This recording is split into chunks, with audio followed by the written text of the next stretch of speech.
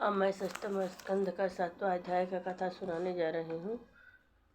ध्यानपूर्वक सुनिएगा। देवताओं को त्याग कर गुरु बृहस्पति का जाना तथा विश्वरूप का पुरोहित बनाना। श्री कृष्ण गोविंद हरि मुरारी, नाथ नारायण वासुदेवा, नाथ नारायण वासुदेवा, हे नाथ नारायण वासुदेवा। राजा परीक्षित ने पूछा, ही ब्राह्मण, गुरु बृहस्पति क्यों देवताओं को त्याग कर चले गए थे और विश्वरूप को दैत्य पक्ष की कन्या के पुत्र होते हुए भी देवताओं ने उन्हें कैसे पुरोहित बनाया? श्री सुखदेव जी बोले, हे राजन, देवराज इंद्र त्रिलोकी का राज प्राप्त करके अपने को बड़े ईश्वरीशाली समझने लगा था। उसे अहंकार ने दबा लिया। एक दिन वह अपनी सभा में राज सिंहासन पर बैठे थे। देवतागण उनकी स्तुति कर रहे थे। गंधर्व, अप्सराएं तथा किन्नर उनका गुणगान कर रहे थे। 49 मरुदगण, 8 वसु, आदित्य, ऋभु, विश्वदेवा आदि सभी उनकी सेवा कर रहे थे। देवराज इंद्र अपनी इंद्राणी शची के साथ आराम से सिंहासन पर विराजमान थे। उसी समय वहाँ देवगुरु बृहस्पति पधारे। देवराज ने न तो उन्हें प्रणाम किया और न उठकर उनका स्वागत किया। यह देखकर बृहस्पति जी उसी क्षण समझ गए कि अब देवराज को ऐश्वर्य का मद छा गया है। वे तुरंत ही उल्टे पैर वहां से चले आए और अपनी योग माया से अंतर्ध्यान हो गए। जब देवराज इंद्र को कुछ होश आया तो वह अपने मन में अति पछताने लगा और अपने को धिक्कारने लगा। जब देवराज इंद्र को यह पता चल गया कि गुरु बृहस्पति जी हमें त्याग कर कहीं चले गए तो वे अति व्याकुल हुए। जब यह बात दैत्य दानवों के गुरु शुक्राचार्य जी को पता चली तो उन्होंने दैत्यों के तथा दानवों को देवताओं से अपना बदला लेने का अच्छा अवसर समझकर युद्ध के लिए उत्साहित किया। गुरु शुक्राचार्य जी के उकसाने पर दैत्यों ने देवताओं पर आक्रमण कर दिया। देवतागण दैत्यों से परास्त हो गए। तब देवराज इंद्र व्याकुल होकर ब्रह्मा जी के पास गए और ब्रह्मा जी को गुरु बृहस्पति जी के कहीं चले जाने की करुणा कहानी सुनाई। ब्रह्मा जी ने कहा, देवराज, यह बड़े दुख का विषय है कि तुम लोगों ने अहंकार वश गुरु बृहस्पति जी को रुष्ट कर दिया है। तुम लोग ऐश्वर्य मद में चूर रहते हो। तुमने अपनी अनीति का यह फल पाया है। दैत्यों ने तुम्हें हराकर तुम्हारी सब संपत्ति छीन ली है। पहले के दैत्य दानव भी गुरु शुक्राचार्य जी को अपमानित करने के कारण निर्बल तथा हतभाग्य हो गए थे, किंतु उन्होंने अनुनय विनय से उन्हें मना लिया और वे अब समृद्धिशाली बने हुए हैं। अब मेरी राय यह है कि तुम त्वष्टा के पुत्र विश्वरूप को अपना पुरोहित बनाओ। वे दैत्य वंश की कन्या से उत्पन्न तथा तुम्हारे पुत्र हैं। तुम लोग उनकी सेवा करो। उनके प्रसन्न होने पर तुम्हारा काम सिद्ध हो जाएगा। सुखदेव जी बोले, हे राजन, ब्रह्मा जी के ऐसे वचन सुनकर देवताओं का चित्त प्रसन्न हुआ और शीघ्र ही विश्वरूप ऋषि के आश्रम पर गए। देवताओं ने कहा, वत्स, तुम्हारा कल्याण हो। हम एक अति आवश्यक की कार्य से तुम्हारे पास आए हैं। तुम अवश्य ही हमारी इच्छा पूर्ति करोगे। हे पुत्र, सत्पुत्र का कर्तव्य है कि माता पिता की सेवा करे। तुम सत्पुत्र हो, हम तुम्हारे पितर हैं, अतः तुम हमारी सेवा रूपी प्रार्थना स्वीकार करो। तुम हमारी पुरोहिती स्वीकार करो। देवताओं की ऐसी विनय बातें सुनकर विश्वरूप ने देवताओं की पुरोहिती स्वीकार कर ली। वे बोले, हे देवताओं, यह पुरोहिती अति नीच कर्म है। इससे तप क्षीण होता है, किंतु आप लोगों की बात भी नहीं टाली जा सकती है, अतः मुझे तुम्हारी बात स्वीकार है। श्री सुखदेव जी बोले, हे राजन, विश्वरूप बड़े तेजस्वी थे। वे देवताओं की पुरोहिती करने लगे। उनके प्रभाव से देवताओं ने असुरों पर विजय प्राप्त कर ली। उसका कारण विश्वरूप का नारायण कवच का उपदेश ही था। विश्वरूप द्वारा नारायण कवच का देवताओं को उपदेश करना। राजा परीक्षित बोले, हे देव, वह नारायण कवच मुझे भी सुनाइए। जिसके प्रभाव से देवराज इंद्र ने असुरों पर विजय प्राप्त की थी। श्री सुखदेव जी बोले, हे परीक्षित, जब विश्वरूप देवताओं के पुरोहित बन गए तब उन्होंने असुरों पर विजय प्राप्त करने के लिए नारायण कवच का उपदेश किया। विश्वरूप बोले, हे देवराज, विपत्ति काल में तथा किसी प्रकार का भय उपस्थित होने पर नारायण कवच को धारण करना चाहिए। इसकी विधि इस प्रकार है।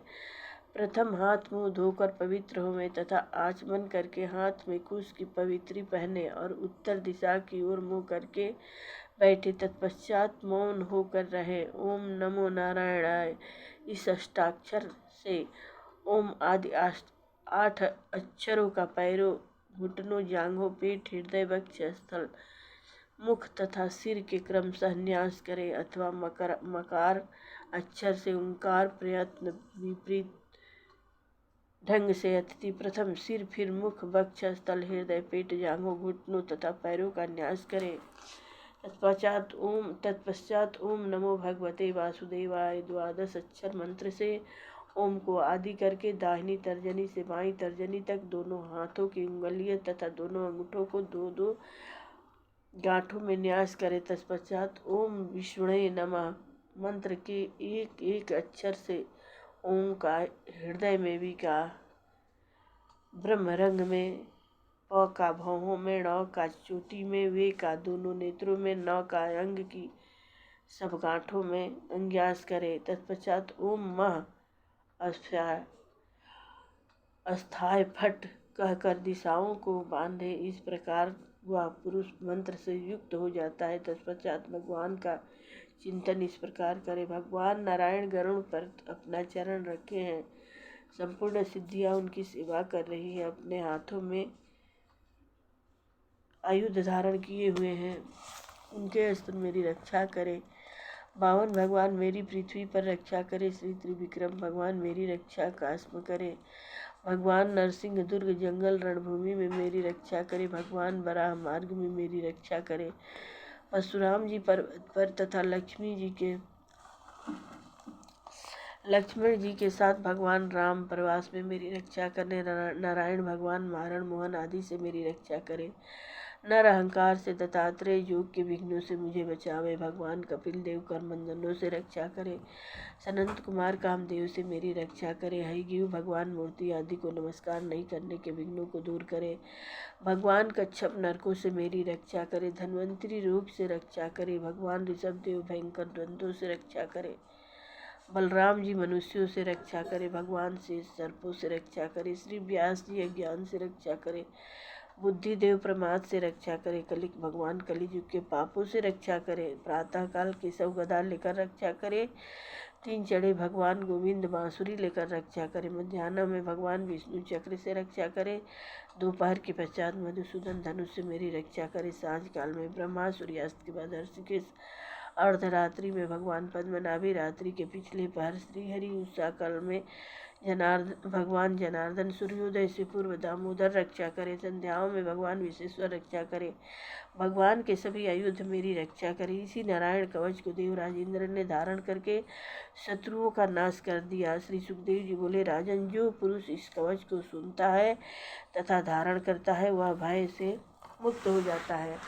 प्रेम से बोलिए मंगलमय भगवान की जय हो।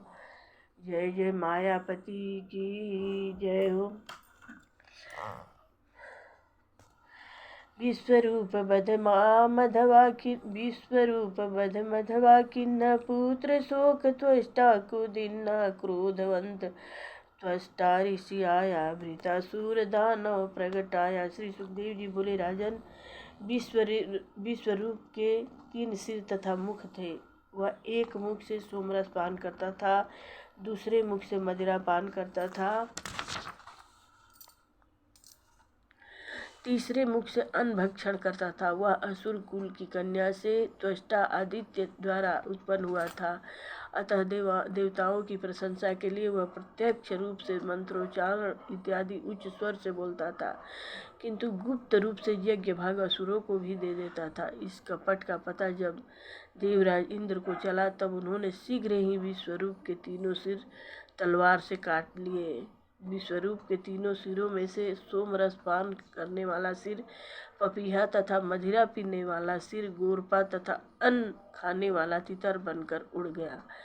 उस ब्रह्महत्या का पाप इंद्र ने 4 भागों में बांट दिया। एक भाग पृथ्वी को दिया, उसे यह वरदान दिया कि तेरे खूबड़ गड्ढे स्वतः भरते रहेंगे। पाप का दूसरा भाग वृक्षों को दिया, उनके गोंद रूप से पाप निकलता है। उन्हें यह वर दिया कि तुम्हारा कटा हुआ भाग फिर ठीक हो जाएगा। तीसरा भाग स्त्रियों को दिया, यह मासिक धर्म में रज के रूप में बाहर निकलता है। स्त्रियों ने यह वर प्राप्त किया कि सर्वदा पुरुष का सहवास कर सके। उन्होंने इंद्र का पाप धारण कर लिया। पहले स्त्रियां केवल ऋतुकाल में ही पुरुष से सहवास करती थी, अब उन्हें सर्वदा पुरुष सहवास का वरदान मिल गया। चौथा भाग जल ने ले लिया।